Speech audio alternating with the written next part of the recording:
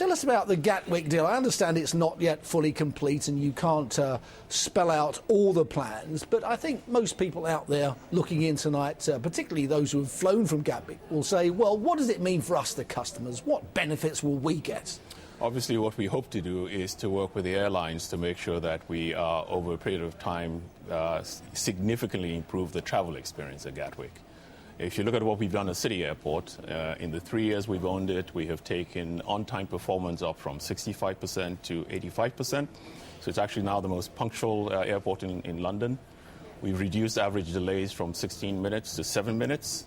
We spent £60 million to expand the gates, to expand the lounge, to create new seating areas, expanded security lines, just to make sure that the experience for the passengers as they go through is a pleasant one. And of course, when you think about our airline partners, they make money when their planes are up in the air. So if you can have more gates, have more people going through, have the experience more pleasant, obviously they do better as well. All I can say is hallelujah to that. At last, we're starting to hear this good stuff. But BAA is a very experienced airport operator. If it couldn't do it, why can you? Well, one of the couple of things we learn, you see, what we do with these airports is we try and apply industrial best practices to managing them. Think about what airports are. Most of them are monopolies. They're not used to competition that industrial companies face.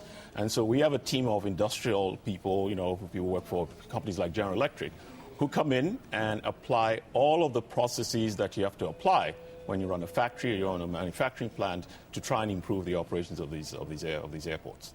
So in your view, was Gatwick an opportunity because prices are low and it was cheap, or simply because it had been badly run?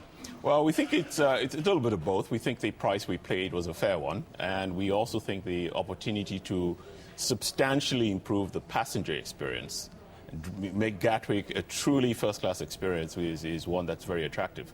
Now, I hasten to add, this will take time. Obviously, it's not going to be something that's going to happen overnight. We don't even take over the airport till December. But I would say somewhere between 12 and 18 months, passengers should start to notice the difference in Gatwick. Well, I'm one of those passengers. I fly from Gatwick plenty, so Excellent. I shall be keeping an eye on you. So 18 months from now, I should be back. We'll get you back and give you a grilling. Excellent. Just on the point of City Airport, it's for those who are unaware, it's based on the east side of London in Docklands. It's quite a way away from Gatwick. Are there any synergies? Can you somehow bring the two together to make 2 and 2 equal 5? No, we're going to run them separately. But what we can do is apply some of the lessons we've learned in running City Airport to obviously a much bigger operation, which is what Gatwick is. Now, in 2007, when you had a big pot of cash, you did almost no deals. Yes. By your own standards, $100 million loose change. Yes. You're now back in the market in a big way. Is that because you see a widespread collapse in asset prices? Are businesses now looking genuinely cheap? I think that's in fact the reason. When we looked in 2007, we couldn't justify the prices that people were willing to pay for some of these assets. Our approach has always been very different. We finance them very conservatively. We've made 9 investments to date. Only 3 of them actually involved any acquisition finance, and the highest was 50-50. So prices have come down.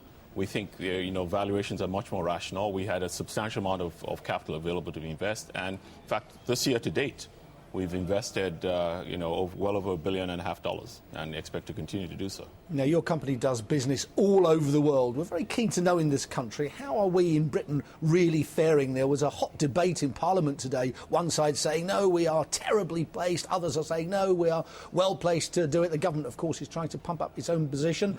You are the son of a Nigerian doctor who was educated here in Britain. You then went to the States. You are a global man. How does it feel to you in Britain vis-a-vis rival countries? In the sectors where we invest, which is infrastructure, as you mentioned, in those 3 sectors, we think Britain's a wonderful place to invest. Gatwick will be our 4th investment in the UK, so almost half of the investments we've made have been in the UK. We like the fact that the regulatory framework is stable. We like the fact that the legal system is stable. And, of course, they're very attractive assets which you can manage effectively. So we love Britain.